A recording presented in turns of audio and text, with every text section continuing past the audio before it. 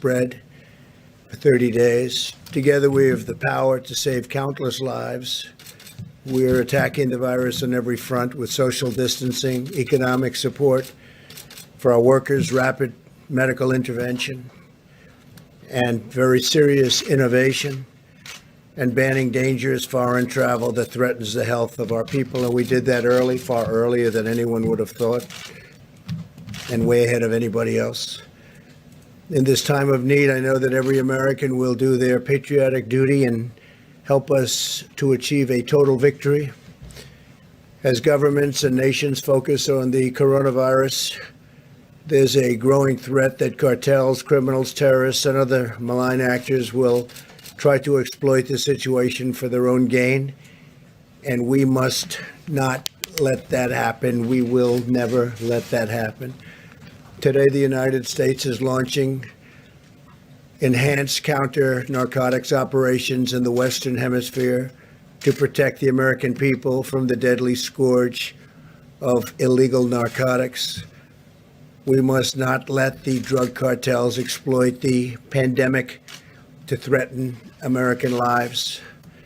In cooperation with the 22 partner nations, U.S. Southern Command will increase surveillance, disruption, and seizures of drug shipments and provide additional support for eradication efforts, which are going on right now at a record pace. We're deploying additional Navy destroyers, combat ships, aircraft and helicopters, Coast Guard cutters, and Air Force surveillance aircraft, doubling our capabilities in the region. Very importantly, our forces are fully equipped with personnel, protective equipment, and we've taken additional safety measures to ensure our troops remain healthy. Secretary Mark Esper, Attorney General Bill Barr, National Security Advisor Robert O'Brien will provide more details. In addition, I'm going to have General Milley, who's done an incredible job in so many ways, say a few words. And also with us, our Chief of Naval Operations, Admiral Gilday, who I think you know, and Commandant of the Coast Guard, Admiral Schultz. So I'm going to ask Mark to start, and then we can go. And after that, we're going to take questions as it pertains to this, and then we'll go on to phase 2, which is the virus itself. Okay? Thank you. Please, Mark. Well, thank you, Mr. President, and good afternoon, everyone. I appreciate the opportunity to be here today as we make this very important announcement. At a time when the nation and the Department of Defense are focused on protecting the American people from the spread of the coronavirus, we also remain vigilant to the many other threats our country faces. Today, at the President's direction, the Department of Defense, in close cooperation with our interagency partners, began enhanced counter-narcotics operations in the Eastern Pacific Ocean and the Caribbean Sea. This initiative is part of the administration's whole-of-government approach to combating the flow of illicit drugs into the United States and protecting the American people from their scourge. I want to thank all of our partners in this effort, to include the United States Coast Guard, the Department of Homeland Security, the Drug Enforcement Agency, the Department of Justice, and members of the intelligence community for their tremendous support and cooperation. To conduct these enhanced operations, the President has directed the deployment of additional ships, aircraft, and security forces to the United States Southern Command area of responsibility. Included in this force package are Navy destroyers and littoral combat ships, Coast Guard cutters, P-8 patrol aircraft, and elements of an Army Security Force Assistance Brigade. These additional forces will nearly double our capacity to conduct counter-narcotics operations in the region.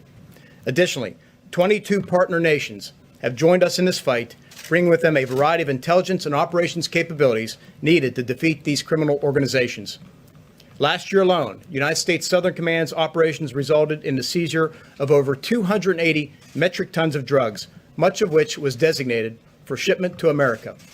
While this was an incredible achievement, there is much more work to be done. Transnational criminal organizations continue to threaten our security by smuggling cocaine, fentanyl, methamphetamines, and other narcotics across our borders. These drug traffickers put our communities at risk and destroy lives. Every year, tens of thousands of Americans die from drug overdose, and thousands more suffer the harmful effects of addiction. Furthermore, corrupt actors like the illegitimate Maduro regime in Venezuela, rely on the profits derived from the sale of narcotics to maintain their oppressive hold on power. The Venezuelan people continue to suffer tremendously due to Maduro's criminal control over the country. Drug traffickers are seizing on this lawlessness by increasing their illicit activities. We must do more to prevent these drugs from arriving at our shores.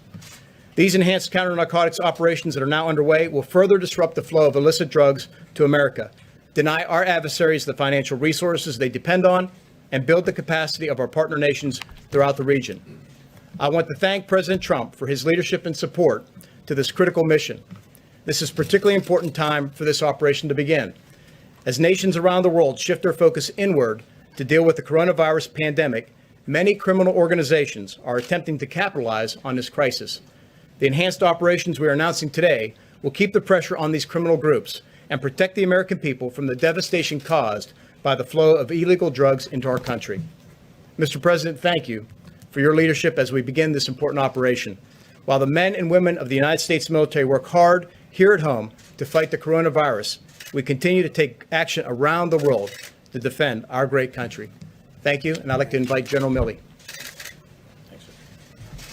Thank you, Secretary, for those words, and thank you, Mr. President, for your leadership. And I want to publicly thank Admiral Craig Fowler, the commander of U.S. Southern Command out of Miami, for leading this operation, which is underway effective today, and also Admiral Gilday, the Chief of Naval Operations, Admiral Schultz, for their contributions to this from their services. There's thousands of sailors, Coast Guardsmen, soldiers, airmen, Marines involved in this operation. We came upon some intelligence some time ago that the drug cartels, as a result of COVID-19, were going to try to take advantage of the situation and try to infiltrate additional drugs into our country. As we know, there's 70,000 Americans die on an average annual basis to drugs. That's unacceptable. We're at war with COVID-19, we're at war with terrorists, and we are at war with the drug cartels as well. This is the United States military. You will not penetrate this country. You will not get past Jump Street. You're not going to come in here and kill additional Americans. And we will marshal whatever assets are required to prevent your entry into this country to kill Americans. So right now, the Navy has marshaled additional Gray Hull ships from both PACOM and EUCOM and for the Naval Fleet at Norfolk. And they are set sail already, and they are in the Caribbean right now. In addition to that, there's 10 Coast Guard cutters, and there's Special Operations Forces and Security Force Assistance Brigades, along with Air Force reconnaissance aircraft. The bottom line is you're not going to get through. Now is not the time to try to penetrate the United States with illegal drugs to kill Americans. With the United States military, we will defend our country regardless of the cost. Thank you, Mr. President. Thank you, Secretary. Thank you, Mr. President. Thanks for your decisive leadership as we confront this unprecedented challenge posed by coronavirus. And I'd like to thank you for your support for this important initiative, and thank all of the Secretary of Defense and all the services for taking on this important initiative. Obviously, during this crisis, we're all focused above all else on COVID-19.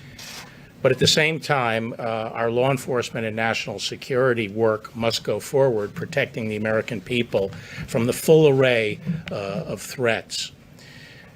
For the Department of Justice, one of our highest priorities must remain destroying the Mexican cartels. Their trafficking is largely responsible for the deaths, as we all know now, of 70,000 Americans a year. And also the costs of this don't count the destroyed families, the destroyed lives, the draining of our national treasure as state budgets are crushed by the burden that this narcotic trafficking causes. The President has made clear that we are in this fight against the cartels to win, and that we are not interested in half measures, and that the threat posed by the cartel is not just a law enforcement threat, but a national security threat as well. And in December, building on your success with the Mexican president in forging a cooperative relationship in the area of immigration, you asked me to go down and meet with the president, Lopez Obrador, and our Mexican counterparts to see if we could also establish a more comprehensive and coordinated effort with the Mexicans in confronting the cartels. And we've had some successful visits and discussions, and currently have an array of activities underway against the cartels.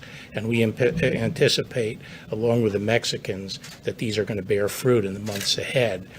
But it quickly became clear that we can obtain the most immediate results, the best bang for the buck, where we increase the assets involved in interdiction on both the Pacific and Atlantic side of Mexico and the Central American countries. For years, the cartels have been using these sea routes to take the cocaine up from principally Colombia, now also out of Venezuela. And these sea routes on both coasts have become the primary means of bringing cocaine up to the United States. Because of the superb work done by the Defense Department and our intelligence community, we know exactly, most of the time, where these traffickers are at sea. But have been up till now, significantly limited in our ability to interdict because of the numbers of the assets we have deployed. Prior today, this limitation meant we could only intercept a fraction of the traffickers and the various boats that were detected. This will now double our capacity, and we are talking about hundreds of tons of cocaine now we're now in a position to seize. So this is going to radically improve our interdiction efforts and put tremendous pressure, we think, on the cartels. And the effort that Southcom is undertaking is going to save lives by taking drugs off the street. Last week, I announced the unsealing of charges of narco-terrorism, drug trafficking, and other crimes against the former Maduro regime, 16 members of that regime, and their involvement in trafficking of 250 metric tons a year.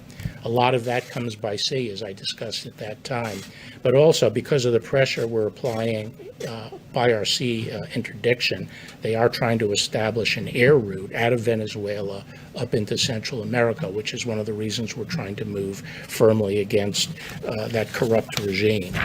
This drug war has gone on for many decades, and at times in the past, we've had great success and great results, and at times we've taken our eye off the ball. Fortunately, not in this administration, and I'm grateful that you, Mr. President, have brought focus to this fight and the determination to use whatever tools are necessary to win the fight.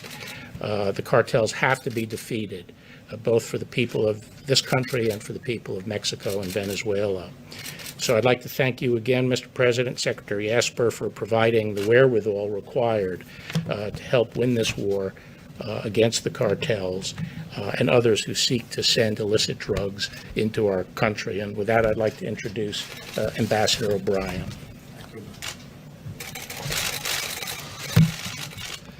Thank you, General. Thank you, Mr. President. Today's action is another example of the bold leaders, fuels the dangerous epidemic of addiction, and threatens the safety and security of all Americans. The impressive U.S. Navy, Coast Guard, Army, Marine Corps, Air Force, and interagency operation will address a range of threats to our national security posed by narco traffickers and narco terrorists. It will reduce illicit financial support for drug trafficking that provides the corrupt Maduro regime in Venezuela and other bad actors with the funds necessary to conduct their malign activities. Under President Trump's leadership, we will continue to execute our maximum pressure policy to counter the Maduro regime's malign activities, including drug trafficking. And this operation will help to choke off the funds that go to that corrupt regime. Maduro, narco-terrorists, and criminals should make no mistake that even as we are working around the clock to fight the spread of coronavirus, we will continue to execute the President's counter-narcotics strategy. We're working on a number of important national security priorities as we face this public health crisis. The United States will continue to combat disinformation and fake news about this virus. We will work with the world's largest oil producers to address volatility in global oil markets. We will always protect our servicemen and servicewomen around the world, including in Iraq and Afghanistan. I want the American people to know that President Trump and Vice President Pence and their administration are working tirelessly every day to protect the health and well-being of Americans and respond to the coronavirus. Our adversaries should take note, however, this president has a clear-eyed focus on America's national security interest. And let me be clear, it would be a mistake with terrible consequences for any adversary to attempt to do us harm during this health crisis or ever for that matter. Thank you very much. Thank you, Mr. President. Okay. So do we have any questions on this? Because this group is going to go back to work. We're going to leave. John? Question either for you, Mr. President, or Secretary Esper. What has changed that is allowing these assets to be deployed now, whereas General Barr said we're not available? Well, for a long time, we've had a lot of drugs coming into our country, and it's not that it's increased. We've probably got it down a little bit, but it's still a tremendous number. Families are being ruined, lives are being ruined. It's an incredible thing, especially as you're at this position. You would never believe it. I see things that nobody would believe. I see reports that nobody would believe. So I met with the group behind me, all of them, and we said, what do you think we can do? And they think they can interdict. They think that we can stop it before it gets to the shores. And they're coming from all over the place. And we have incredibly talented people. So I think I'm going to let Mark just give them a little bit of an answer to that. But we just want to see if we can stop a good percentage of the drugs coming into our country.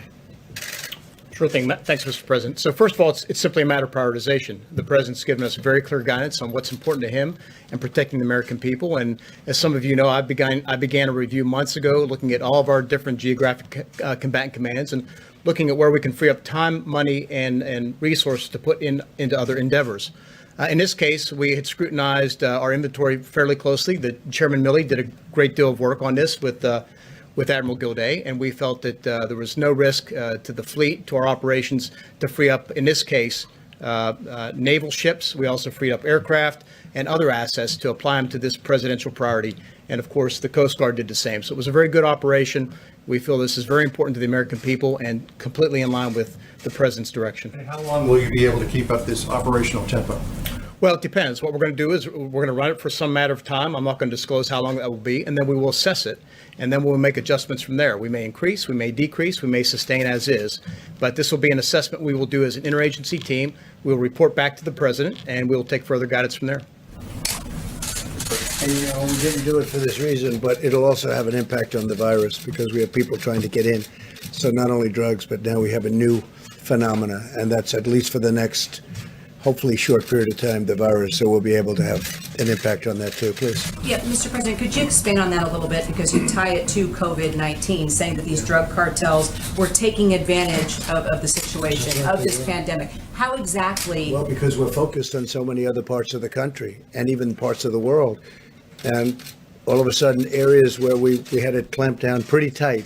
In fairness, you know, the wall is up to about 160 miles already. And any areas where we have that wall, it's for the most part contiguous. We have fill-ins, but we're up to 161 miles exactly. And any place where you have that wall, other than walking around it on the edges, it's stopping everybody cold. I mean, we're stopping. Nobody's seen anything like it. That's how good it works. And the other side knew it worked that well, everybody, because everybody was for it 5 years ago. All of a sudden, they changed. It's having a tremendous impact.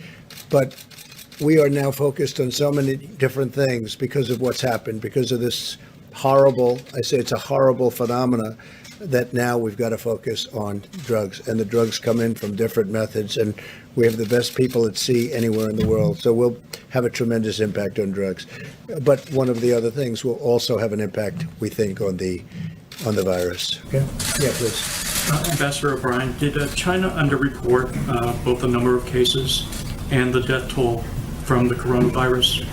And if that's the case, Mr. President, what does that mean for our relationship with China and your relationship with President Xi? Well, number one, I think the president has a great relationship with President Xi, and we'd like to have a great relationship with China. Unfortunately, we're just not in a position to confirm any of the numbers that are coming out of China. There's no way to confirm any of those numbers. There's lots of public reporting on whether the numbers are too low. You've got access to those reports that are coming out of Chinese social media and some of the few reporters that are left in China. We just have no way to confirm any of those numbers. Thank you. We really don't know. How do we know whether they underreported or reported however they report. But we had a great call the other night. We're working together on a lot of different things, including trade. They're buying a lot. They're spending a lot of money. They're giving it to our farmers. They're paying our farmers for the product. So, we're gonna continue that along. John, yeah? I have another one, sir. You tweeted earlier today that there was, you have uncovered intelligence that there is a sneak attack being planned against American troops, American assets in Iraq. Are we talking about Kataib Hezbollah again? We Also, don't want you're to say, saying, but we just have information that they were planning something, and it's very good information. It was led by Iran, not necessarily Iran, but by groups supported by Iran, but that to me is Iran. And we're just saying, don't do it. Don't do it. It'd be a very bad thing for them if they did it. the last time they did do it in early March at Camp Taji, there was a response from the military against Kataib Hezbollah and Kataib Hezbollah alone. Your That was a tweets, very powerful response, by the way. That response knocked out 5 different places, but it also took out a lot of very bad people. your tweets seem to suggest, though, that if it happens again, it may go up the food chain. Well, that was a very big response. We knocked out a lot. They hit one site, we hit 5 big ones and ammunition sites. You saw what happened. And I won't say how many people were killed, but some bad people were killed, and a lot of them. That was a big response. But this response will be bigger if they do something. Yeah, and you had one, please. Yes, thank you, Mr. President. Just going back to your conversation with President Xi, wondering if you received an intelligence report that talked about the discrepancy in the numbers, and if you addressed that with We have President not Xi. received that, but their numbers seem to be a little bit on the light side, and I'm being nice when I say that, relative to what we witnessed and what was reported. But we discussed that with him, not so much the numbers as what they did and how they're doing. And we're in constant communication with, I would say the biggest communication is myself and President Xi. The relationship's very good. Look, they're spending, they will be spending when things even out. This is obviously a little bit of a hurdle, what's happened over the last month. But they'll be spending $250 billion buying our product, $50 billion to the farmers alone, $200 billion to other things. They never did that before. So we have a great trade deal, and we'd like to keep it. They'd like to keep it, and the relationship is good. As to whether or not their numbers are accurate, I'm not an accountant from China. Explain things at all in terms of the trade deals? No, because people just don't know. People don't know where did it come from. I think we all understand where it came from, and President Xi understands that. We don't have to make a big deal out of it. We didn't like the fact that they said it came from our soldiers, and they haven't pursued that. It was, and that was a mid-level person said that. That was not a high-level person. So I will always assume the best. I'll assume the high-level people didn't know about it. It was a foolish statement. So. Look, the relationship with China is a good one, and my relationship with him is really good. Please. Can I follow up just on that point on Chinese propaganda that you mentioned as well as Ambassador O'Brien? So in the past several weeks, China has been shipping PPEs, masks. They've either been selling or donating everywhere, Africa, Europe, Italy, Russia, and really pushing this narrative that they're taking on a global leadership role in the crisis. So what are your thoughts on that? And is there any plan for Well, the I don't mind if administration they to want take on that to. role? I view that as a positive if they're helping other countries. We have 151 countries right now that are under siege by the virus. Under siege. Some are doing really badly. They don't know about social distancing. These are countries that aren't highly sophisticated. They don't have great communication to the rest of the world. They don't know the things that we're doing and that some others are able to do. And if China can help them, I'm all for it. I'm for all of us helping everybody. We're soon going to have more ventilators than we need. We're building thousands of ventilators right now. Now, it takes a period of time to build them. And again, nobody could have known a thing like this could happen. We're building thousands. We will fairly soon be at a point where we have far more than we can use, even after we stockpile for some future catastrophe, which we hope doesn't happen. We're going to be distributing them, the extras, around the world. We'll go to Italy, we'll go to France, we'll go to Spain, which is very hard hit. On that note, is there any truth on reporting that your administration is stopping shipment of USAID stockpiles of PPEs abroad? No truth whatsoever, no. Your administration We is want, not. I would love China and other countries, if they have additional supplies, medical supplies, to give to other countries. 151, 150, why would I stop that? Wouldn't that be terrible to stop it? Is the U.S. stopping shipment of our own stockpile through USAID to other countries? No, whatever we have, whatever we've committed to, we commit.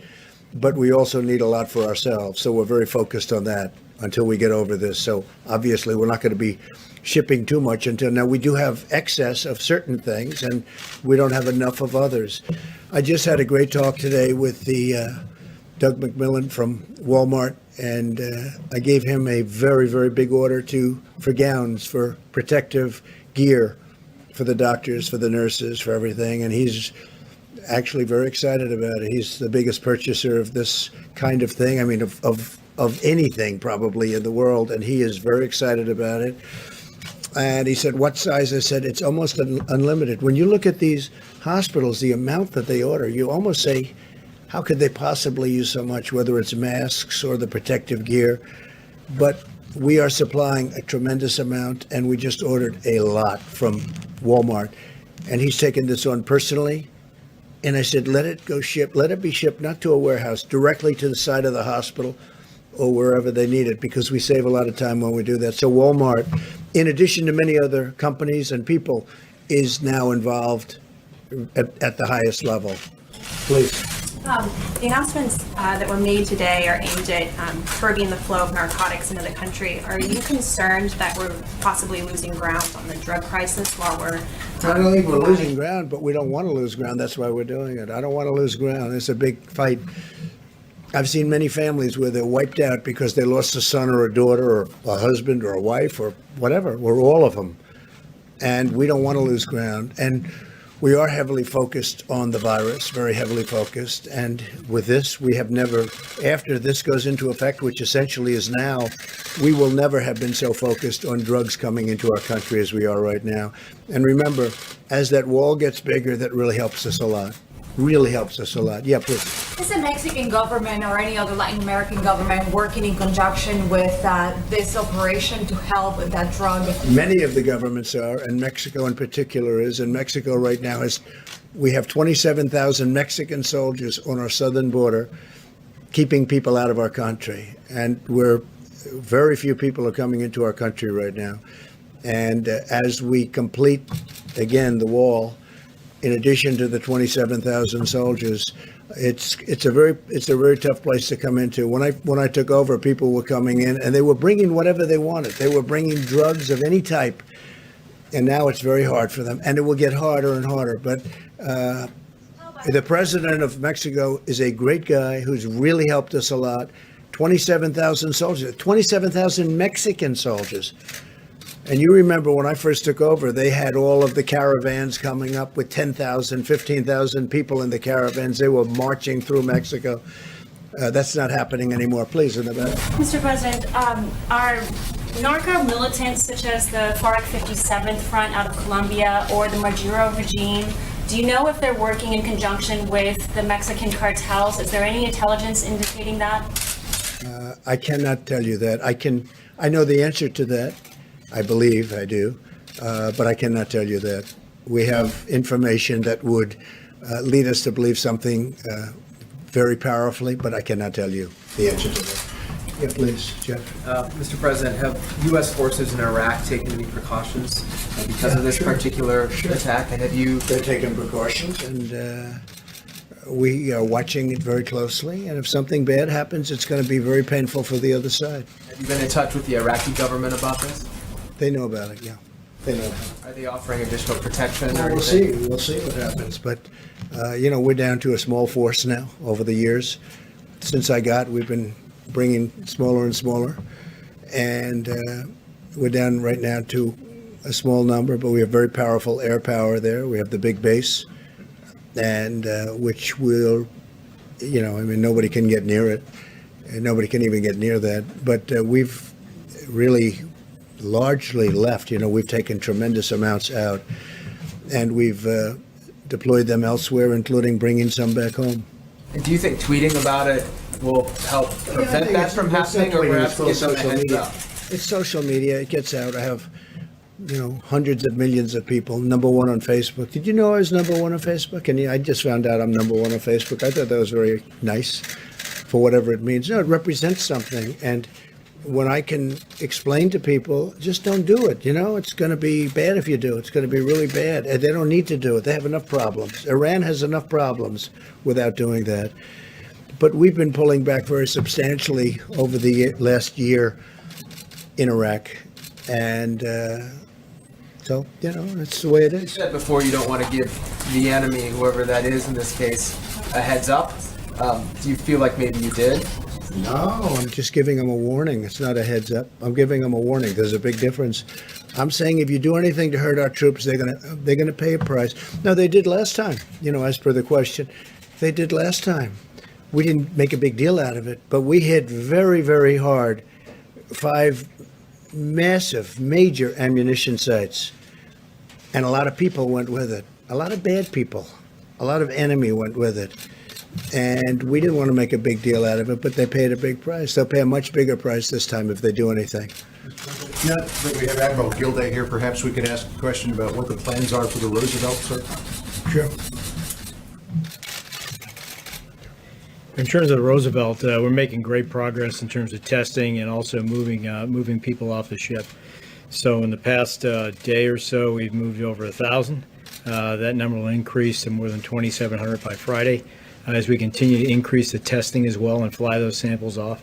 So we're getting after it pretty quickly. And will the ship remain fully operational?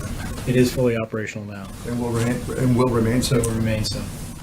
As a follow-up to that, what protocols are you putting in place to help mitigate the spread of coronavirus among servicemen and women who live and work in coastal Across the fleet, before we have any ships getting underway for training exercises, for deployments, those sailors are spending 14 days in quarantine before they get underway. We've increased the amount of testing equipment as well as physicians on board our ships at sea. So we've taken additional steps since the beginning of the COVID Not too crisis. many people are going to be getting off at various ports anymore. Right? I think we probably have decided on that. You mean civilians? No, military people. I want to add one. I'd like to add one thing to that. There seems to be this narrative out there that we should just shut down the entire United States military and address the problem that way. That's not feasible. We have a mission. Our mission is to protect the United States of America and our people. And so we live and work in cramped quarters, whether it's an aircraft carrier, a submarine, a tank, a bomber. It's the nature of our business. But the chain of command has very clear guidance, and I'm confident between the commanding officers and the senior non-commissioned officers that they're taking every reasonable precaution to make sure we practice as best we can social distancing, sanitizing environments, et cetera, consistent with that mission. And that's what I trust Admiral Gilday, Acting Secretary Mobley, and all the other service chiefs and service leaders to do. And I'm confident we'll do that because keep in mind, we have a job to do and we will continue to do it, defend the United States of America. Mr. President, you mentioned the stockpile earlier. The Washington Post reported today that the U.S. stockpile is nearly depleted of PPE. Is that the case? And if so, how are you It planning to is, mitigate because that? we're sending it directly to hospitals. We don't want it to come to the stockpile because then we have to take it after it arrives and bring it to various states and hospitals. One of the things, and again, we ask the states to do this as much as possible. Many of the states have people that, whether it's that or clothing, they make clothing, lots of clothing in many of the different states. We said, see if you can get it directly from those manufacturers. Make a deal. We'll use the Purchase Act if we have to on them. If they won't, by the way, so many people are, the spirit is incredible what they're doing. But we've asked states where they have large manufacturers of different types of equipment to use those local factories, those local plants, and have it made directly, ship it right into the hospitals. We're shipping things right in. We have, as you know, almost 10,000 ventilators, which we need for flexibility. It's a lot. It sounds like a lot, but it's not, because as you see on the board from yesterday, as this scourge, as this plague, as this virus moves, it moves very fast. And we don't know yet whether we're going to need it in Louisiana, in New York, wherever it may be. So we're ready for it. We're totally ready for it. We're going to be shipping out. We've already agreed to ship out over 1,000 today to different sites, different locations. but we have to have the flexibility of moving the ventilators to where the virus is going. And we'll be able to see that, we'll be able to see that from charts a couple of days in advance. So right now we have a nice pile of ventilators. We have a lot more coming in. We have I think we have 11 companies making ventilators right now. Very good companies, and they're making them. You know about Ford, you know about General Motors, but we have a lot of companies making the ventilators right now. So now the question is, when you make one, it doesn't get made in 15 minutes. It's not, a mask can go quickly. A ventilator takes time to build. It's very, very, as we discussed, it's complex, it's big, it's expensive, et cetera. But we'll be able to move. We have great flexibility, John. I was just going to say, sir, do you want to move on to solely coronavirus or stick with? Yeah, I think if does anybody have any other questions for this great group of brilliant people? Yes, please. Thank you, Mr. President. Question for Secretary Esper. Is the military personnel that's been fanned out across the country to help combat the virus, is there any chance that they're planning to see at some point have those military personnel treat or see COVID-19 patients? Well, excuse me, as you know, we have the hospital ships currently deployed, one in LA and one in New York City. So they could be treating patients as they come in. We're taking precautionary measures to screen them beforehand to make sure that they're not exposed, if you will. Same with the military hospitals that we are deploying, certainly again to New York, Seattle, and other places. But the one thing we got to be careful of is that these are deployable assets. They are unique. So if we want to retain the ability to deploy military doctors, expeditionary military hospitals around the country, we got to preserve and protect them as best we can. That said, we remain completely available to assist as need be, as directed by FEMA, as the Vice President and the President asks us. That's what we commit to do to the American people to help safeguard them and protect them through this virus. So as part of that, will they be seeing coronavirus patients, or will they strictly be seeing other patients and helping them? They could have called upon. I think the best use for them is based on their training and how they're structured and organized is for trauma. We can take the load off of hospitals with regard to their trauma patients, thereby freeing up rooms, and other doctors, particularly doctors who are, respiratory nurses or doctors who deal with infectious disease, to treat those type of patients. So I think it's the best use of our resources. But again, if push comes to shove, we're prepared to do what we have to assist the American people, at the same time preserving the medical capability we need to support our operation deployed forces abroad. We're looking at doing 2 additional brand new hospital ships, because these ships have really, they really struck a blow, very positive blow for what they're doing, going into Los Angeles, going into New York. So we're looking very seriously at building 2 additional ships of about the same size. Building 2 new ones or deploying 2? It'll either be, building, but we're looking at building either 2 new ones or doing the renovation of another large ship. But this has really worked out well, so probably 2 brand new ones. So, Mr. President, Is this concerning the gentleman, or do you want them, don't want them to get back to work and capture all those bad people? A follow-up, Mr. President, or ahead. Mr. Sure, Secretary. I know that Secretary Wilkie has said he's on standby waiting to hear if VA hospitals need to be opened, the doors need to be opened to civilians. True. Are you talking about that? Yes, Could we are. see that happen? In How fact, soon certain could that hospitals- happen? Yeah, it can move very quickly. He's a very capable man. We're ready to move very quickly. As an example, in Louisiana, they have a very big hospital, so we're looking to move very quickly if we need them. Hopefully we won't need them. Soon? We're going to find out pretty soon. We're only going to know when, at the time it happens. We prepare for the worst. We are preparing for the worst. Unfortunately, that's the way we have to look at it. Just to follow up on the purpose of these naval ships, you mentioned something about, treating trauma patients. And I'm just curious, what about things like, giving birth? Would mothers be expected in New York, for example? Well, as I understand, they're not doing that on the ship. That's the one thing they're not doing outside of the COVID-19. They're not doing that. The birth of a baby not being done on the ships. Okay. Can I have a follow-up question with Attorney General Barr, please? This has to do with the visa restrictions on immigrant doctors. Is the administration considering easing the restrictions or waiving restrictions for doctors with J1 or H1B visas so they can help other doctors during this crisis? Actually, the immigration laws are no longer under the administration of the Department of Justice, and I haven't been participating in any of those discussions. What about you, Mr. President? Can you Go ahead, respond to that one question, more for Mr. this group back President? here. To Secretary Esper, the WHO, this is on the topic of coronavirus in Iran. The WHO confirms that Iran is vastly underreporting its coronavirus cases, not just cases, but fatalities. According to on-the-ground estimates, that might be as high as 15,500 deaths. 32 commanders in the military in Iran are now confirmed either in dire condition or dead. You have 8% of the parliament now down with coronavirus. So is Iran's soundings of aggressions today that President Trump just tweeted about, do you think strategically, is that a bluff on their part, or is this a sign of very clear desperation? Where are you strategically on that? Well, first and foremost, we empathize for the Iranian people. I mean, they clearly have been hit hard. As you know, I think the president's spoken about it, certainly Secretary Pompeo. We've offered assistance, we've offered medical supplies, et cetera. They have refused that. I think if the Iranian regime put more interest in terms of taking care of their people, in the context of this virus, they would be better served. Instead, the Iranian regime continues to want to spread its malign activities throughout the region. They want to continue to send out the Quds Force and others to cause problems throughout the region. We know that in one way, shape, or form, they're either resourcing, directing, approving, or whatever operations for Shia militia groups in Iraq that are targeting American forces. So I think at the end of the day, again, I feel deep concern for the Iranian people. The important thing is that the Iranian government should focus on them and stop this malign behavior that they've been conducting now for over 40 years. I think the entire region, and certainly the Iranian people, would be better off for it.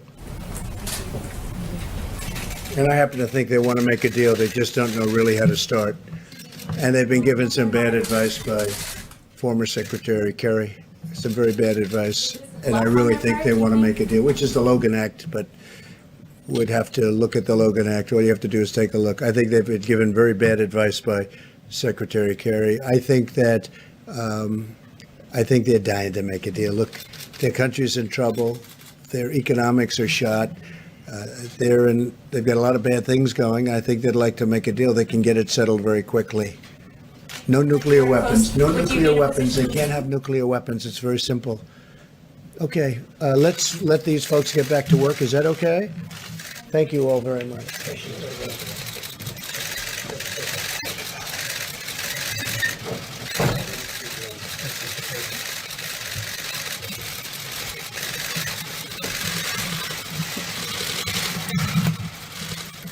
So as we deploy our service members to combat both threats abroad, invisible enemy at home, earlier today I spoke to our nation's incredible warriors and military families. Spent a long time on the phone with thousands and thousands of families that were hooked in.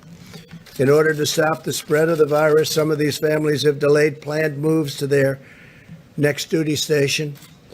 And in other cases, military families are also waiting longer to welcome home their heroes from deployment. There's a tremendous burden to bear, and the families have been involved with us for so long, and they are incredible. Without the families, they couldn't be the great service members that they turned out to be, and they understand that. And I must say, protecting our military families is our top priority. So they understand what's happening with respect to the virus, and they understand it well. They've been fantastic. As Commander-in-Chief, I'm deeply grateful for our service members, their spouses, and their children, whose love, devotion, and sacrifice keeps America strong. To make, procure, and deliver crucial medical supplies to our doctors, nurses, and healthcare workers, my administration is leveraging the might of American manufacturing supply chains and innovators across the industry and across every industry. And I just told you about Walmart, and I could tell you about many more. Hanes is making protective gear and masks, and we're making tremendous amounts of product. There's never been anything like it. At the same time, I tell the governors, get it yourself if you can from your local companies and your local warehouses and factories. If you can do that, you should do that. Because of the actions that we've taken under the Defense Production Act, manufacturers and suppliers are sharing with FEMA and HHS their planned orders and allocations to states and to hospitals all over the region.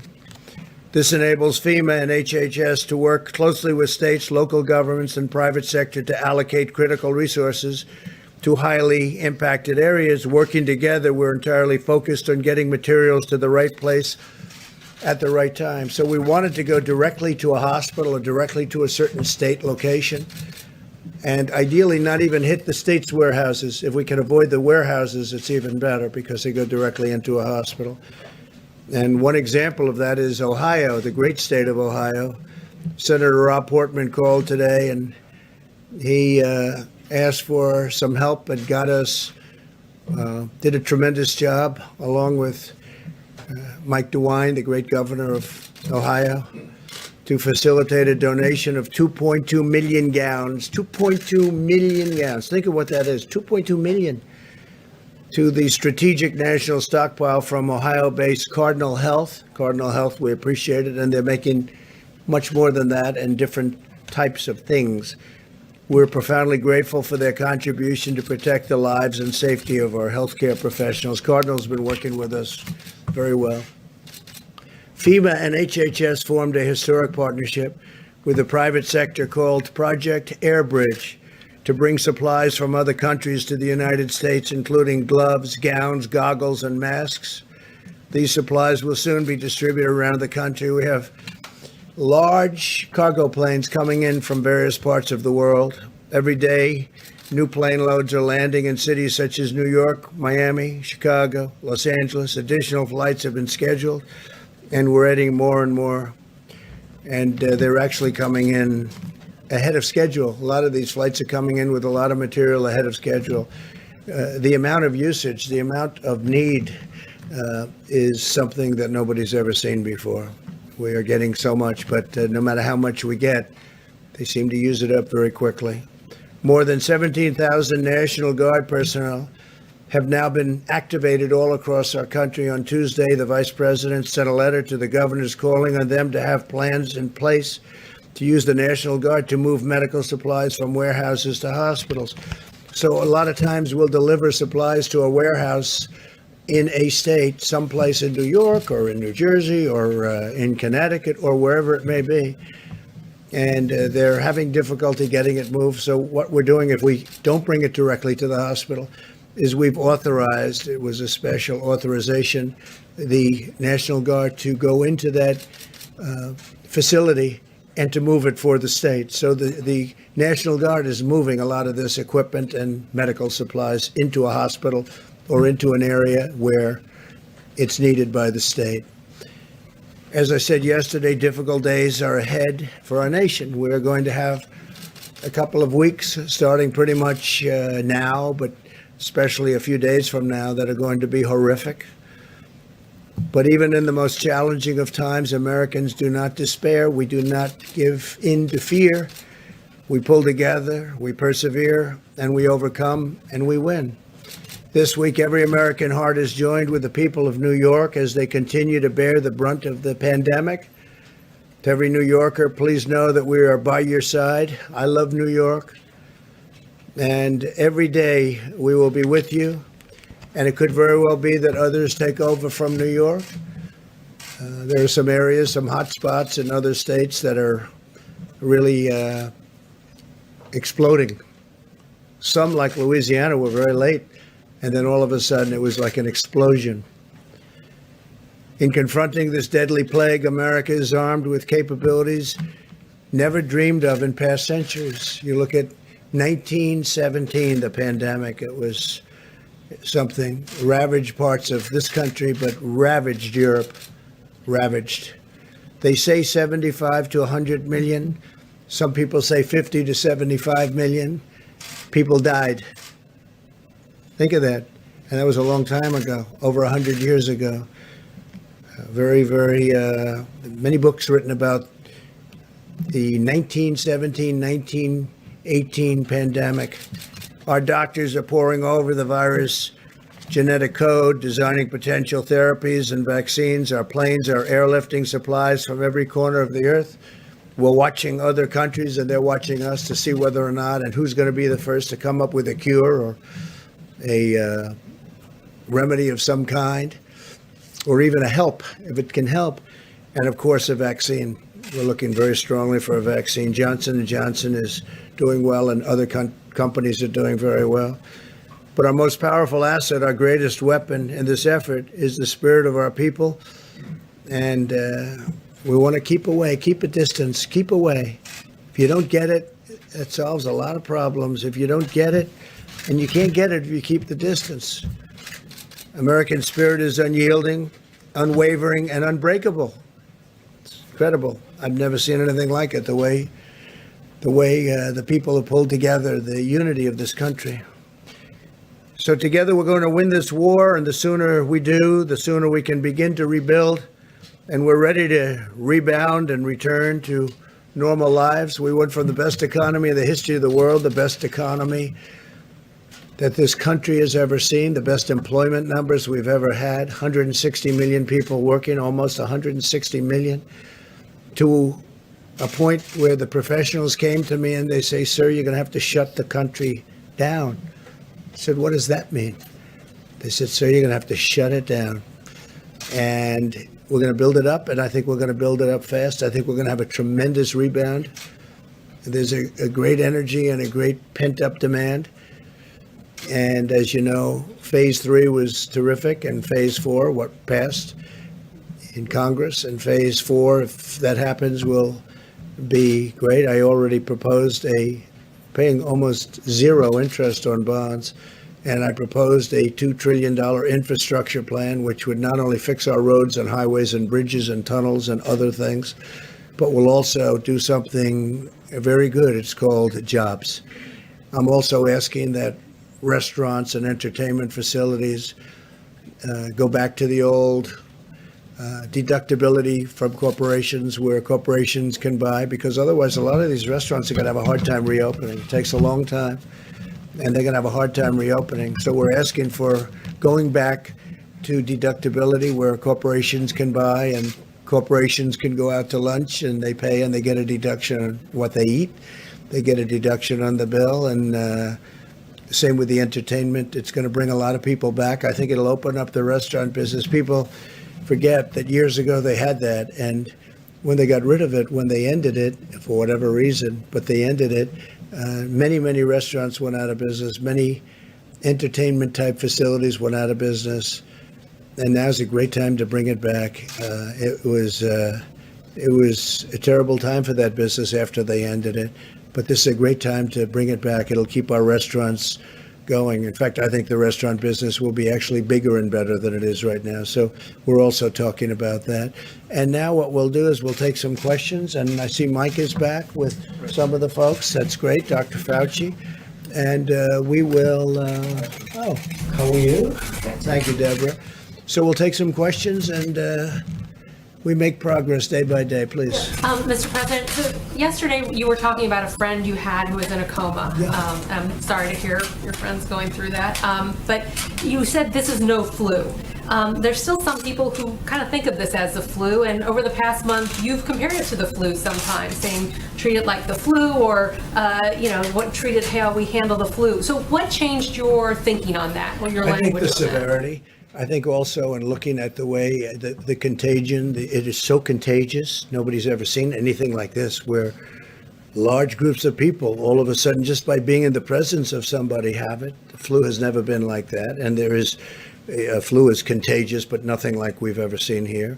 Also, the violence of it, if it hits the right person, and you know what those stats are, if it hits the right person, that person's in deep trouble.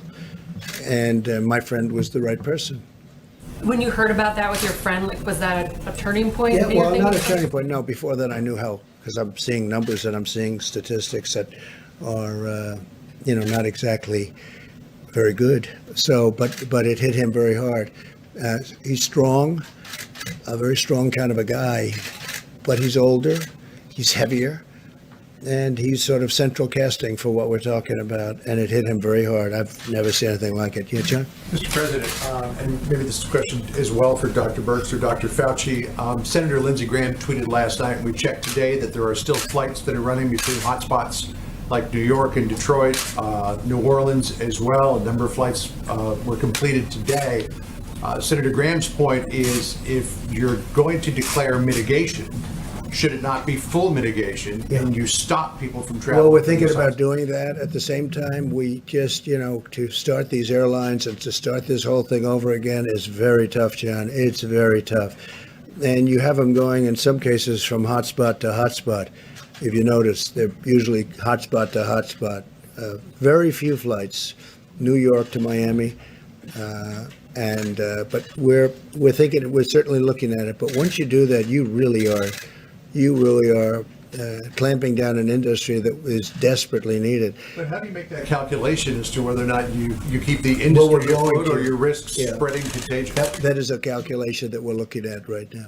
We're looking at it very strongly. Please. So let me follow up to that, Mr. President. Not every governor has issued a stay-at-home order. All of you have made it very clear how important it is to stay home, that we are in a dire situation here. And that's how you stop the spread, is staying home. Sure. Why not take the power out of the hands of the governors and you just issue a stay-at-home order for every Because state in states this are country? different. States are different, and I understand that Governor of Florida, great governor, Ron DeSantis, issued one today, and that's good, that's great. But there are some states that are different. There are some states that don't have much of a problem. There are some, well, they don't have the problem. They don't have thousands of people that are positive, or thousands of people that even think they might have it, or hundreds of people in some cases. So you have to look at states. You have to give a little bit of flexibility. But if a state in the Midwest, or if Alaska, as an example, doesn't have a problem, it's awfully tough to say, close it down. So we have to have a little bit of flexibility. Look, we're helping governors. We're really here to help governors. They're the front line of attack. And that includes in purchasing, by the way. We're here and we're backing them up. And there's never been a backup like we've given them. We've given them billions of dollars worth of things, medical supplies and ventilators, thousands and thousands of ventilators. We have thousands under construction right now. We have thousands ready to go in case they need it. There's never been anything like this. I mean, they've done really, the people have done incredibly. We're building hospitals all over the country. We're building hospitals right now at a rate that has never even been contemplated before. They're mobile hospitals, but they're really not mobile. I mean, they're incredible structures. But we're building many hospitals, Louisiana, New Jersey, New York. We just finished a massive hospital complex.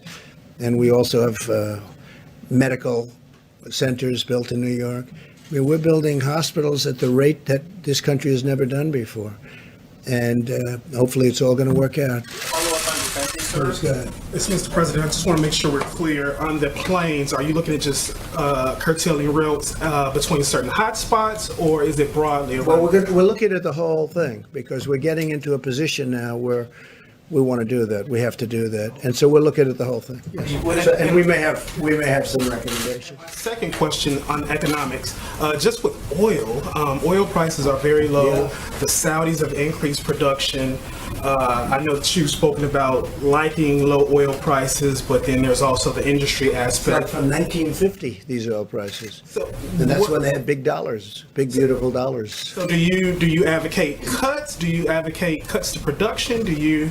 Well, look, we have a great oil industry, and the oil industry is being ravaged. And as you know, Russia, and I spoke to President Putin, we had a great call. Russia, Saudi Arabia, I spoke with the Crown Prince, so we had a great call. But I think that they will work it out over the next few days. If you ask me, I think it's too simple not to be able to. They both know what they have to do. So I think I have confidence in both that they'll be able to work it out. But it has ravaged an industry worldwide, not here. I mean, worldwide, the oil industry has been ravaged. So there was a lot of oil production to start off with. And then on top of it, it got hit with the virus and business went down 35, 40%. So that business is a tough one. And, you know, they have ships all over the sea. I told you yesterday, all over the sea, massive tankers that they're using for storage. They go out and they just sit there. There's no place to go. They have massive amounts. Now, gasoline's going to be 99 cents a gallon and less. You know that. That's already starting. It's popping up, 99 cents.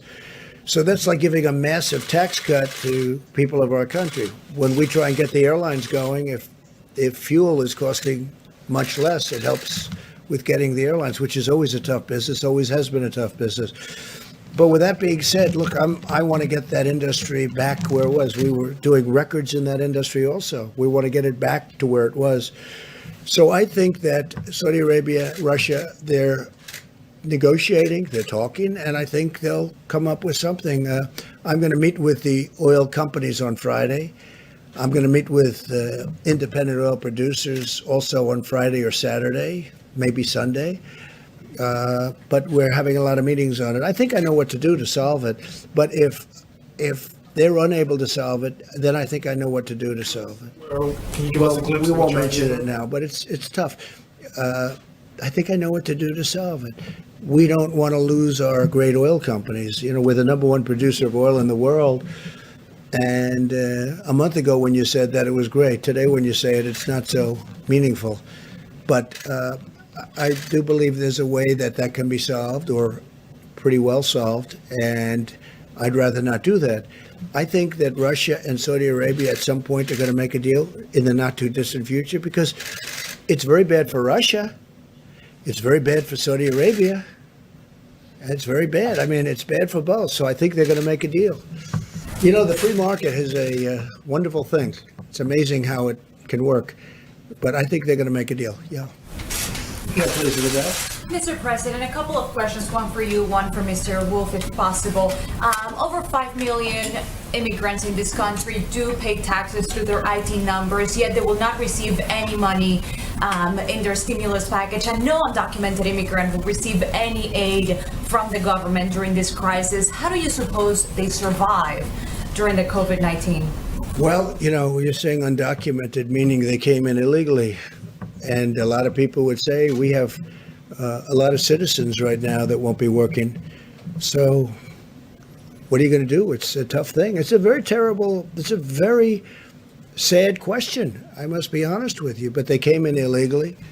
And we have a lot of people that are citizens of our country that won't be able to have jobs. Now, I do think once we get rid of the virus, I think we're going to have a boom economy. I think it's going to go up rather quickly, maybe very quickly, and maybe slowly, but it's going to go up, and it'll all come back.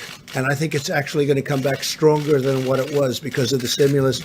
But it's a really sad situation, and we are working on it. I will tell you, I'm not going to give you a hard and fast answer because I just want to tell you it's something I think about, and it's something we're working on. Please. Mr. Wolf? Go ahead.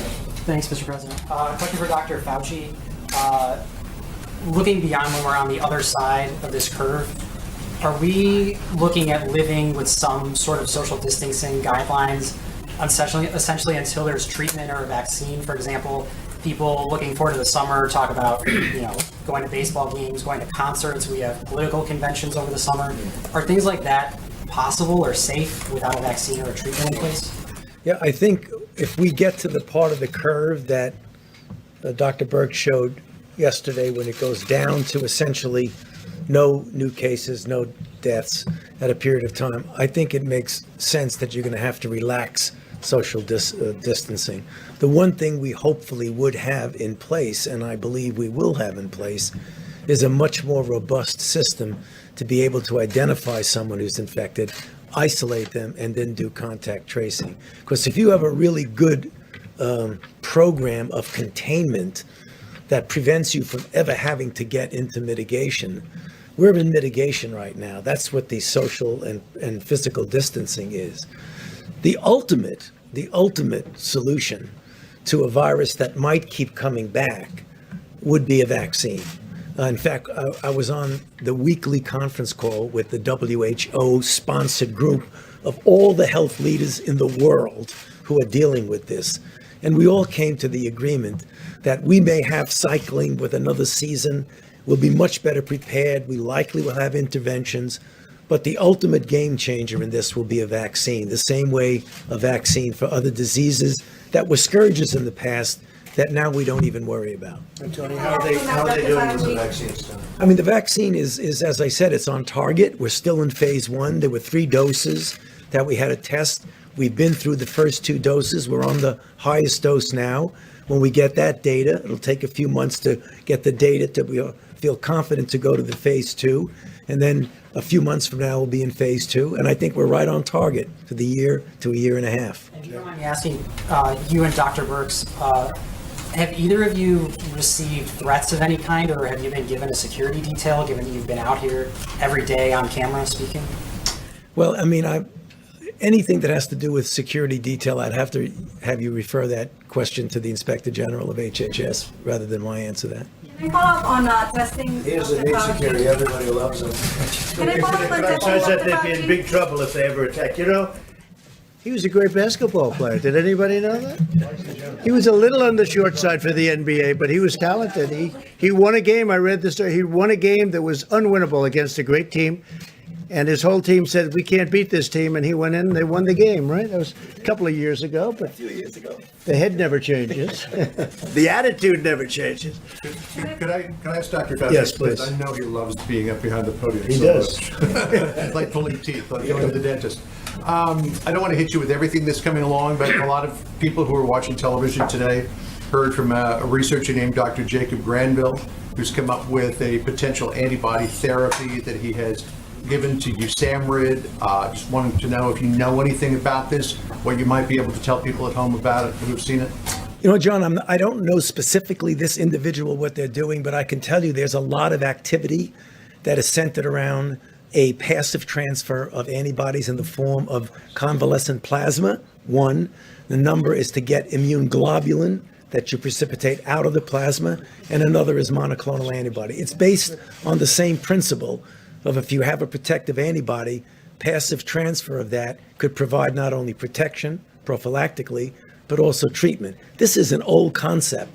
In fact, immunology was born decades and decades and decades ago with the concept of giving passive transfer of serum to an individual to protect them from an infection. So I wouldn't be surprised if he and a number of other people are pursuing this. It's the right thing to do. Can I follow up on antibody testing, please, Dr. Fauci? At what point can we as a country expect there to be a widespread antibody testing so we know exactly what we're dealing with here, as well as other questions such as, when can people who are deemed to be healthy donate blood, for example?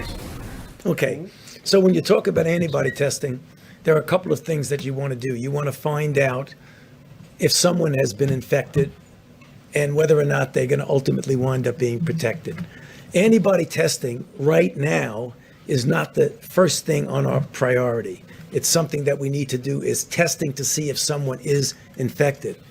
It is very important ultimately to be able to get a feel for what the penetrance of the infection was in society for a number of reasons. You get a better feel of what the impact has been, but also you get a better feel of what the herd immunity would be. So I can foresee in the future that when we get the facility, which we'll have for sure, I mean, ultimately you can get a test that could do this reasonably easy, and do the kind of what we call serosurveillance study. This is very analogous that Dr. Birx and I were talking about that a lot. And that is back in the day when she and I were both doing the HIV/AIDS issues back when we first discovered the virus in '83 and we had an antibody test in 1985. We found out by serial surveillance representative in different populations that we were dealing with the tip of the iceberg when we saw individuals who were the ones who actually got infected. It gave us a really good feel for how many people were infected, how many are doing well, and how many are getting ill. I foresee that we'll have that same sort of information, which will be important information. But right now, that's not our immediate problem.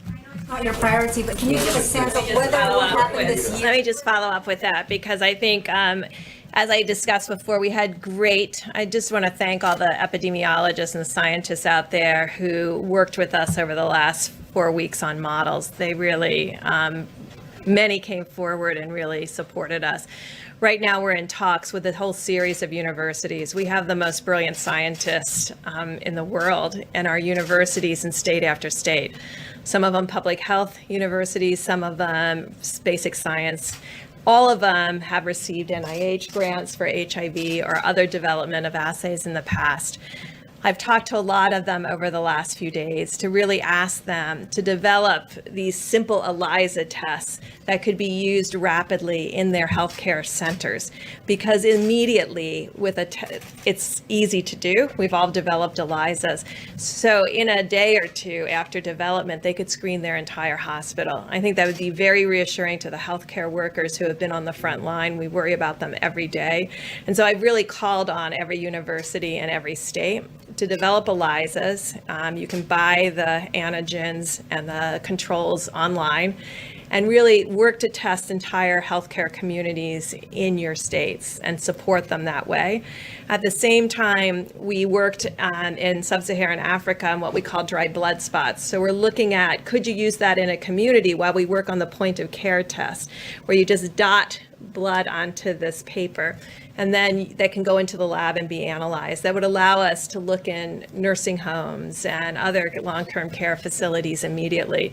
And then finally, we've reached out to the developers of the rapid test, the ones who developed it for malaria, the ones that developed them for HIV. It's exactly the same concept and process, to ask them to rapidly develop these tests, because I think we owe it to the frontline healthcare providers, not only to provide them RNA tests, but many of them have been on the front line now for 4 weeks, may have become exposed. We now know there's asymptomatic.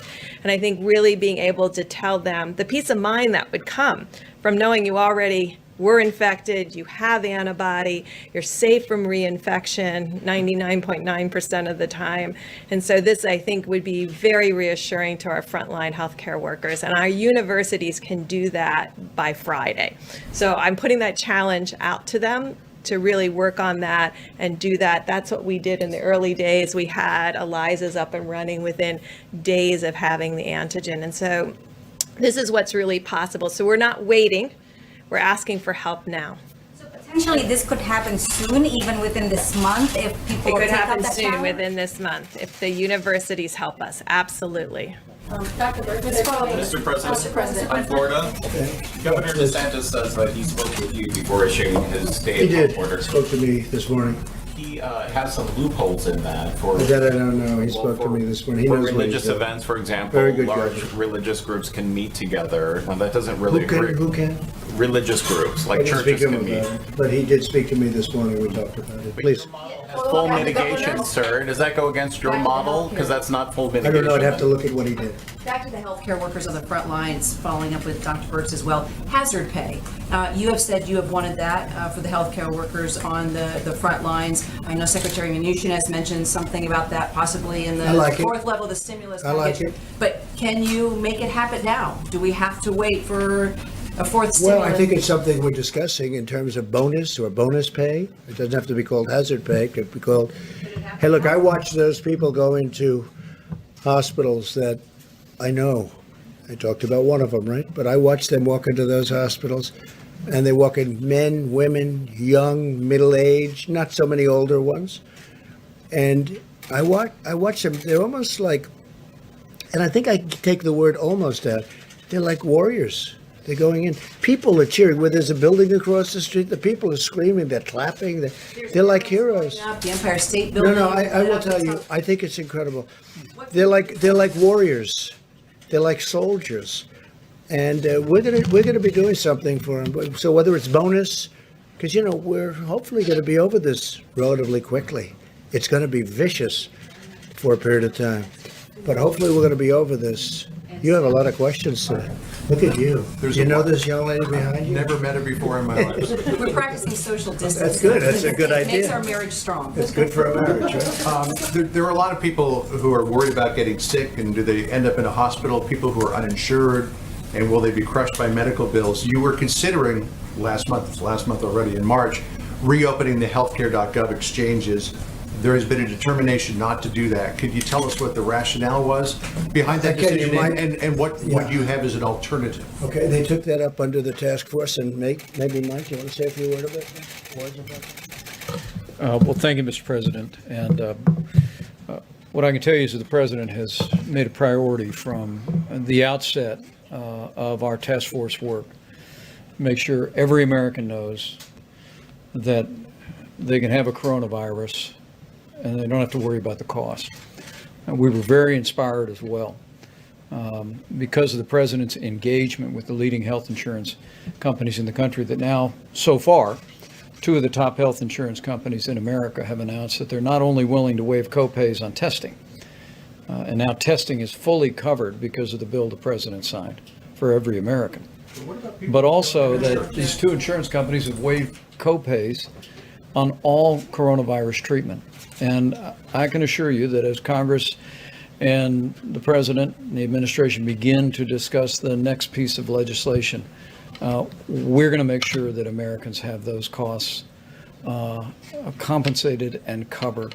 Our priority right now is ensuring that every American takes 30 days to slow the spread to heart. The best thing we families' health for the most vulnerable among us is practice those mitigation strategies that the president outlined yesterday for the next 30 days.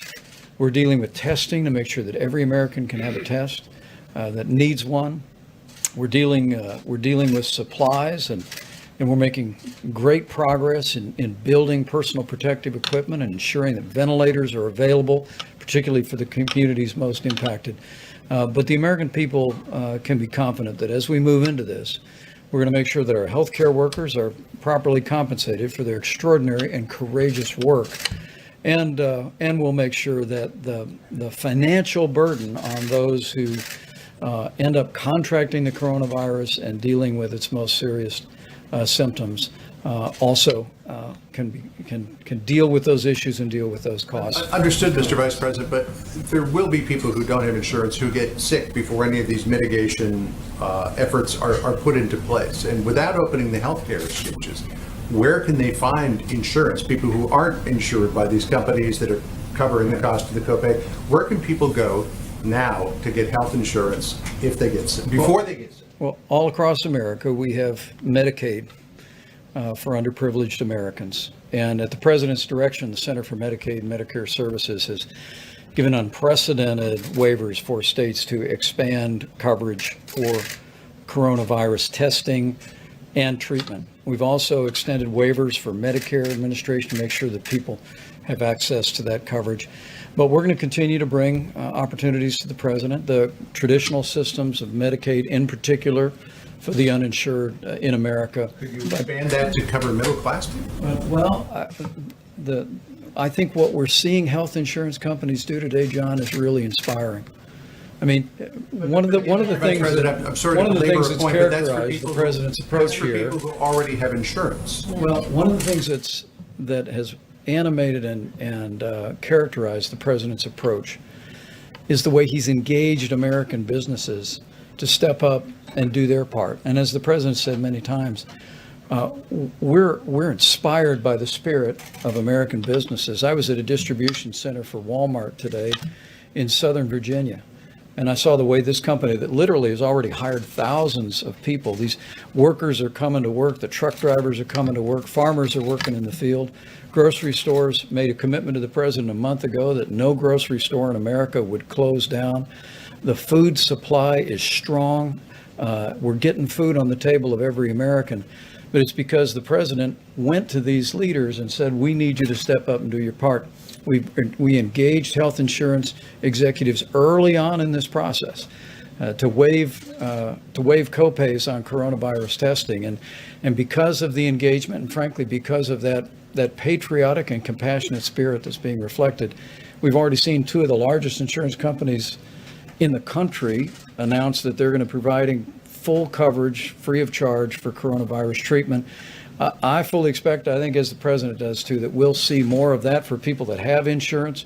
We'll continue to provide flexibility for Medicaid for people that don't have insurance. And we'll make sure that Medicare has the flexibility to meet this moment. For seniors, when we remember that seniors with underlying health conditions are the most vulnerable to serious outcomes from the coronavirus. But we'll get through this using the full weight of the federal government and the full strength of the American economy. John, I think it's a very fair question, though, and it's something we're really going to look at because it doesn't seem fair If you have it, you have a big advantage, and at a certain income level, you do. I think it's one of the greatest answers I've ever heard, because Mike was able to speak for 5 minutes and not even touch your question. No, I said, that's what you call a great professional.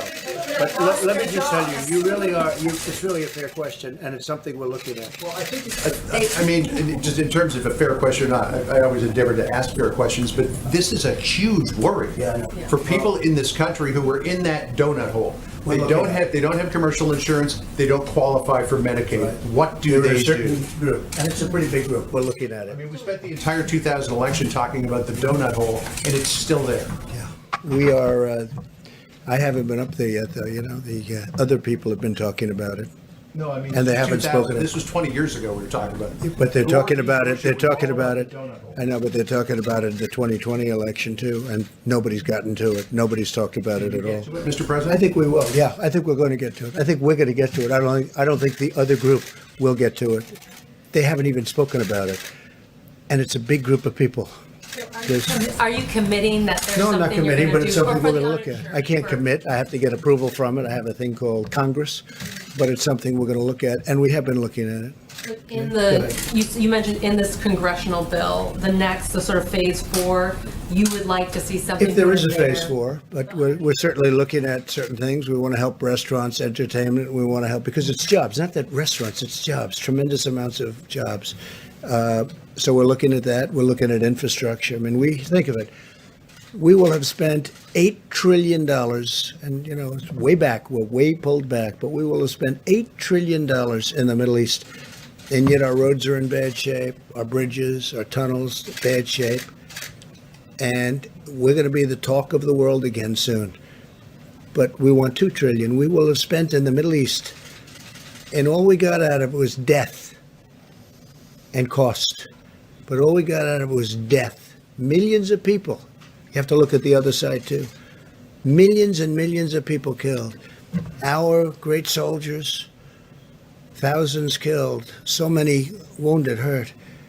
And yet when we want to go and fix a road someplace, we want to do what we want to do in our country. No, it's time that we spend money on our country. That's what we're going to do. It's time that we start spending on our roads and our bridges and our schools and all of the things that we're supposed to be spending on. And people are finally getting used to it. And you could look at all of what we've done in the Middle East, way back in so many different places, way back in other countries too, by the way. And I've gone to other countries that are very rich. I said, I'm sorry, you're going to have to reimburse us for our costs. They don't even want to know what I'm talking about. It takes them 20 minutes to figure it out because nobody's ever asked them to do that. And they're doing it. They're doing it. And they have no choice. They have to do it. So it's time that we start spending on the USA. Okay, please. Mr. President, this is a question for the Vice President. On March 9th, you said 1 million tests had been delivered and another 4 million would be delivered by the end of the week. That clearly did not happen. What happened with those projections? What went wrong? Well, I think the test kits were delivered according to HHS, but the difference is between receiving a test and the ability to rapidly produce a result of that test. And frankly, because of the public-private partnership that the President initiated now more than a month ago with our massive commercial laboratories across the country, our team was reported today that we're now doing more than 100,000 tests a day. More than 1.2 million tests have been performed. States have established drive-through sites all across the country. In fact, states have been so successful with the community-based and drive-through testing that we're working to transition over completely all of the federal work on drive-through testing and have the states completely manage that process. So you're saying 4 million tests were delivered by the end of that week?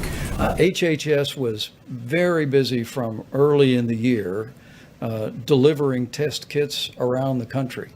But the difference was, as the President said many times, we had an antiquated system where a state laboratory or CDC only had the capacity to process 40 to 60 tests a day. Now with the commercial labs, literally those labs are processing tens of thousands of tests every day. And so while we're continuing to distribute test kits around the country, now because of the partnership with companies like Roche and Quest, and LabCorp, the American people are seeing the results of those tests more rapidly than at any point in the past, and we expect that will continue to expand. But the exciting news this weekend about Abbott Laboratories having a 15-minute test approved is going to put us in a position, we believe, down the road to get to where Dr. Fauci and Dr. Birx want us to be for many of the states that don't yet have significant outbreak.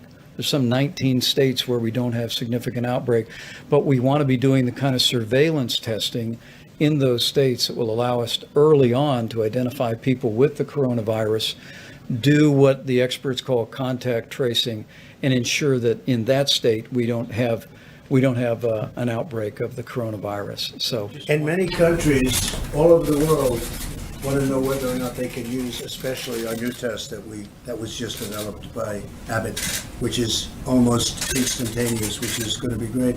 And remember this, we inherited bad tests. We really inherited bad tests. These are horrible tests. And it was broken. It was all broken. And we fixed it. And we're doing millions of tests. Sometimes we send out a test and it's not used. In many cases, it wasn't used. But we've worked with the states, and the testing has been pretty amazing, especially considering the fact that we inherited a very broken system. Jeff? Mr. President, just to follow up on something you said before, are you considering a temporary ban on all domestic flights? I am looking at hotspots. I am looking where flights are going into hotspots. Some of those flights I didn't like from the beginning, but closing up every single flight on every single airline, that's a very, very, very rough decision. But we are thinking about hotspots where you go from spot to spot, both hot. And we'll let you know fairly soon. And what about rail travel? A similar thing. We have trains going back and forth, and people don't think of trains, but we do a lot of transportation business. It's a very big decision to do that. And we're pretty late in the process from the standpoint that this is starting. You're going to start seeing, I think, over the next couple of weeks, you're going to start to see us hit a top and start coming down. So we'll make those decisions. Those are very, very big decisions from the standpoint of the future of our country, in a way, in the future of our country. We have to get our country back. We have to start moving again. We have to start working again. They're doing tests on airlines, very strong tests for getting on, getting off. They're doing tests on trains, getting on, getting off. But when you start closing up entire transportation systems and then opening them up, that's a very tough thing to do. There continues to be a lot of public confusion about the use of masks. What is the way? The reuse. I love the sterilization of the mask. So, Ohio company, you can sterilize the N95. You can sterilize that mask for up to 20 times. Think of that, up to 20 times. We're throwing them out, and they're very expensive masks. They're throwing them out. And I kept saying, one of the first questions I asked to Dr. Fauci, I said, why aren't they sterilizing or cleaning the mask? Because I didn't, was it my thing exactly when we first heard about this? Nobody else knew it either. And now we have a company, and I guess a number of companies, one in Ohio, a great one, that makes equipment where you can sterilize a mask up to 20 times, which is fantastic. What Okay. about you or me? What about the public? Should we be wearing masks out? We've heard lots of different recommendations. I don't believe, look, there's a big thing. A lot of people don't like it. Some people don't like it because you're taking it away from the medical professionals. Some people don't like it for other reasons. I don't see where it hurts. And it doesn't have to be a mask. It can be a scarf. Scarf is highly recommended by the professionals. I don't see where it hurts. I think, frankly, if people wanted to do it, we don't want to do anything that's going to take masks. You're talking about a tremendous amount of masks when you do that. We don't want to take them away from our medical professionals, but I certainly don't see it hurting. But what I do see people doing now is using scarves. And I think in a certain way, depending on the fabric, I think in a certain way a scarf is better. It's actually better. Mr. President. Yeah, please, you didn't get that. Thank you, Mr. President. I wanted to ask you about social distancing and how it applies to religious organizations. Yeah. Some churches, as you know, have continued to hold services, even though you have advised people that they need to practice social distancing. There was a pastor of a mega church in Florida over the weekend who held services that were attended by several hundred people. So my question to you is, should pastors be holding services in the middle of this pandemic? And even if they do, should Americans be going to Well, church? my biggest disappointment is that churches can't meet in a time of need. You know, this is really a great time for churches to be together, for people to get together on a Sunday or whenever, any day, and meet. And yet, if you do that, if you do it close, you're really giving this invisible enemy a very big advantage. So it's the biggest, I think the single biggest disappointment is you can, one of the reasons I said, wouldn't it be great just to pick a date as, I called it aspirational, an aspirational date would be Easter. And I will tell you, it's very, very disappointing. But again, you get too close, and if somebody's sick, you're going to probably catch it. So you have to be very careful. Did they cancel Yeah, just real quickly, Joe Biden's campaign came out with a statement today saying that Biden would be. Did he open. write the statement, or did some PR person write As it? far as I know, the campaign was wide awake, sir, and they sent out a Good. statement that For Joe change. Biden would be open to having a phone call with you to talk about the coronavirus That's pandemic. okay, sure. Would you take his call? Would Oh, you? absolutely. You would talk to him I'd about love to it. speak to him, sure.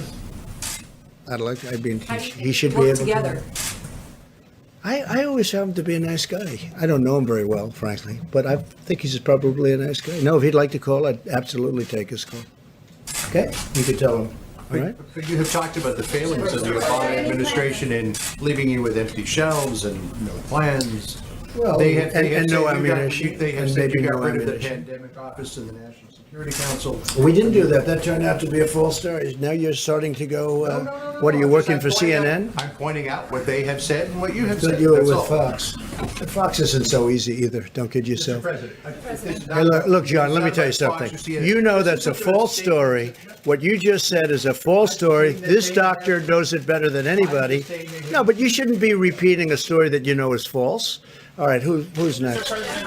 Please, go ahead. In the back, you didn't get it. Talk about Iran, and Iran is struggling with the virus. It's very and sad what's happening in a Iran. broken economy. Under which conditions would you consider suspending, saying, U.S. sanctions?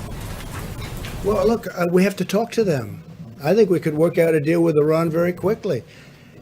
All they have to do is call. I just think that, they're proud people, and the leadership is proud. They're proud, like all of us. We're proud. You people are proud.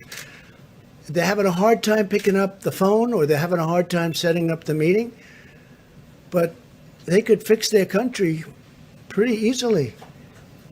And we don't want hostility. But if they are hostile to us, they're going to regret it like they've never regretted anything before, as per today's statement.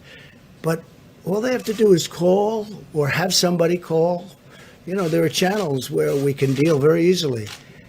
Again, I think that John Kerry did a tremendous disservice. I think he violated the Logan Act 100%. That's what I think. And I think it made it tough for them because they were dealing with him for years. It was a terrible deal. All of that money, $150 billion plus cash, plane loads of cash for a deal that was no good and was short term. Essentially, it was a short term deal. Who makes a deal for that kind of money? And $1.8 billion in cash. I don't even know what that would look like. That would be, this room would have to be filled up 5 times with $100 bills, okay? Who makes a deal like this? And then on top of it, the deal's no good. All right, how about 1 or 2 more? Mr. President, Seattle police have reported a surge in calls about domestic violence. A number of groups have raised About concerns. Mexican violence? Domestic violence. A number of groups have raised concerns that the longer people are stuck at home, the more domestic violence cases there are going to be. Do you share those concerns, and what is being done Well, to it make could sure? be. It's another cost of not getting our country working. I mean, some people are getting along great. I've also had the exact opposite question. Families are coming together. They're actually coming together. They haven't talked for a long time, and now all of a sudden they're talking again. They're loving each other. So I've heard that too, but I also have heard domestic violence much, at a higher level. And drug use because of, in this case, they'd lose their jobs. They had a great job. They had a great life. They have a great family. All of a sudden, a husband's told that he doesn't have a job anymore and he's got no money. And that brings drugs into it. That brings suicide into it. It's a terrible thing. We have to get our country going again. We did the right thing. We had no choice. We did the right thing. Other countries tried to use the herd or the herd mentality. It's just, something that doesn't work. If you look at, just to say, I heard Sweden gave it a shot and they saw things that were really frightening and they went immediately to shutting down the country. We did the right thing and we did it early.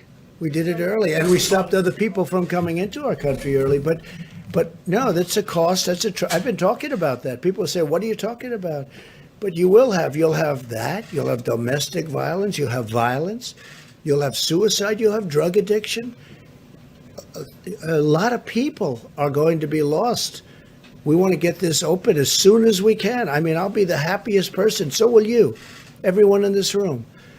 Happy when we get the word that this is the time and we have our common sense and they'll give me a decision or they'll be making certain statements and I think I'll know how to interpret those statements very well. I'll be with Mike. I'll be with the task force. I'll be with a lot of very talented people, including the two people on stage with us. But I look forward. That'll be a great day. All right. How about one more, please? Can I ask a question of Mr. Wolf? Can I ask a question? Sure. Mr. Wolf? Check.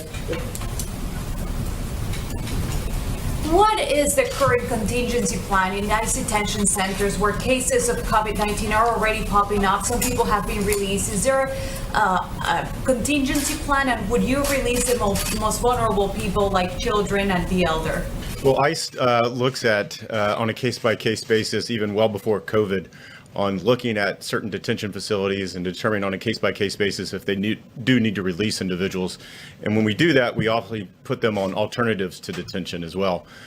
In the case of COVID, we're looking at vulnerable populations, and again, ICE is doing that in conjunction with CDC and other medical professionals. And in some cases, we do need to do that for the health and safety and the well-being of those detainees. But again, that's a case-by-case basis. We're not going to make any blanket statement that we're going to release individuals of whole groups at a time. So it's really important, and I've said it twice now, it's really a case-by-case basis, determining the health of that particular population or detainee, the facility they're in.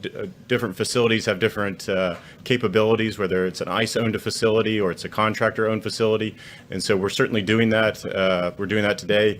We've been doing that for the past several weeks. Could you say how many have been released? While you're up, could you talk about how tight that southern border is right now? Absolutely. We continue to build miles of the wall every day. We're up to over 150, I believe. We're continuing to build new miles of wall. And a lot of folks ask about replacement wall or new miles. And it's a new capability on our southwest border that we haven't had before. And so whether you talk to the agents, the Border Patrol agents, they like that capability, they like that impedance and denial that it provides them. And it provides the ability for those agents to focus elsewhere on parts of the border that are very difficult to patrol, so we can use our resources in a different way. And so we see a lot of benefits from the border wall system. And again, that includes not only the physical infrastructure, but the cameras, the roads, the lightings, the fiber optic cables. And we're looking forward, and we're still well on our track, well on our mark to meet 450 miles by the end of the calendar year. Yeah. What actions are you taking Mr. Wolf, can I get one more question from you while you're here? There's been concern among farmers about being able to get enough migrant labor to keep the food supply moving as we go into the harvest season. What are you doing to address that? Well, at the direction of the Vice President and the task force, we are looking at a number of different options with the H-2A workers that you mentioned on how do we either extend the validity of their visa, or looking at a couple of different options. Nothing to announce here today, but again, at the direction of the Vice President, we're looking at a variety of different options that I think we will have soon, and it'll be very beneficial. What about But I am glad you asked that question, because we want the farmers, they've had this for years. We want the farmers to be able to get the people that have been working those farms for years, or we're not going to have farms. So they're going to come in, and they're going to be given a certain pass, and we're going to check them very, very closely, especially over the next month. Because remember, after a month or so, I think once this passes, we're not going to have to be, hopefully, worried too much about the virus. But we want them to come in. We're not closing the border so that we can't get any of those people to come in. They've been there for years and years, and I've given the commitment to the farmers they're going to continue to come, or we're not going to have any farmers. Okay? Yeah, one more question. Who are you with, by the way? I'm with Voice of Americans. So Why? we're not waiving visa restrictions Amazing. on immigrant Okay, doctors. who else, please? In less than 24 hours, sir, 2 ships will arrive at Port Everglades with people who are infected. We're looking at the 2 ships, yeah. Should We they have, let we have Canada notified, a lot of Canadians, a lot of British on the ship, and they're coming to take the people that are on the ship back to their homeland. Canada's coming, UK is coming, and we have a lot of, and we have Americans. We have some people that are quite sick, and we're taking care of that. I'm speaking with the governor about that a lot, and it's a tough situation. It's a tough situation. You know, you can understand. You have people that are sick on those ships, and states don't want to take. They have enough problems right now. They don't want to take them, but we have to. From a humane standpoint, we don't have a choice. It's like I don't want to do that, but we have to. People are dying. So they will be let into the country. We're going to do something. We're going to do something. At a minimum, we're sending medical teams on board the ships. We're taking the Canadians off and giving them to Canadian authorities. They're going to bring them back home. The same thing with the UK. But we have to help the people. They're in big trouble, no matter where they're from. Happen to be Americans, largely Americans. But whether they were or not, I mean, they're dying.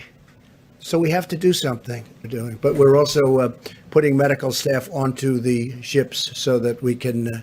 We have to take care of the people. Mr. President. At the risk of getting chewed out again. No, you won't. Mr. President, the IRS is requiring people who don't normally file income tax to file a simple income tax return in order to get their $1,200 check. Is that the way it's going to be, or is there something you can do to? I had heard that. Now I don't know. Do you know that answer, Mike? IRS issued some guidance. Yeah. It sounds like it. It's I mean, not in the bill, but it's we can IRS. get back. Yeah, it's a process that they're working on. We'll get back to you as soon as we find out. All right, one more, please. Mr. President, you spoke with President Bolsonaro of Brazil today. I did. I and spoke to him. According to his Twitter. He's great. He's a great guy, and he's doing a wonderful job. Still From meeting Brazil. with his Spoke to him supporters, this morning. talking to them. So what And is your just a assessment? very complimentary call. He's working very hard. He's got a problem with the virus, got a big problem, and we talked about it today at length. We had a call this morning, and Brazil is shut down, as you know. They weren't going to shut it down, but they had to. So Brazil is shut down. The world is shut down. Nobody's ever seen anything like this. The entire world is shut down. You go from having the most powerful economy in the world and from other countries that are doing well to being everything is shut down. It's very sad, but we're going to get it going, and we're going to be stronger than ever. I really believe that. We're going to be stronger. We're going to have a big bounce, a very big bounce when this is gone. And I just want to thank the American people. I want to thank these great professionals, and I want to thank the media, because really, for the most part, the media has been very fair. Thank you very much, everybody. Thank you. Thank you, Mr. President.